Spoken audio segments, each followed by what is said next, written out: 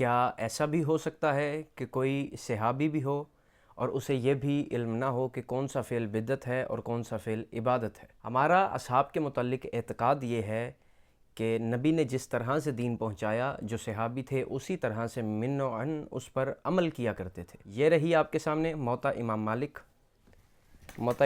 آپ کے سامنے، اور یہ وہی کتاب میرے ہاتھ میں موجود موطا امام مالک کا صفحہ نمبر 206 آپ کے سامنے روایت ہے: جاء اعرابی الی رسول اللہ صلی اللہ علیہ وآلہ وسلم یضرب نہرہ وینتف شعرہ۔ صحابی آیا رسول اللہ کے سامنے، اس نے نبی کے صحابی نے کھڑے ہو کے نبی کے سامنے آ کے اس نے اپنے سینے پہ زور زور سے ماتم کرنا شروع کیا اور اپنے بال نوچنا شروع کر دیے۔ یہ عالم تھا صحابی رسول کا کہ وہ نبی کے سامنے اس انداز میں ماتم کر رہا ہے، اپنے سینے پہ ماتم کر رہا ہے اور اپنے بالوں کو کھینچ رہا ہے، نوچ رہا ہے۔ نبی نے یہ عمل دیکھ کے موطا امام مالک کہتی ہے نبی نے اسے منع نہیں کیا، نبی نے اسے نہیں روکا کہ یہ آپ حرام کام کرتے جا رہے ہو، یہ بدعت ہے، یہ حرام ہے، ایسا نہیں کرنا چاہیے۔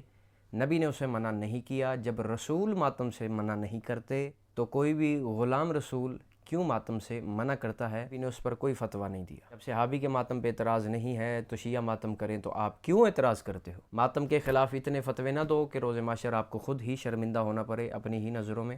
لہٰذا فتوے کی مشینوں سے ہاتھ ذرا ہٹائیے اور حسین مولا کے عزاداروں کا احترام کرنا سیکھیے۔ یا علی امیر المومنین۔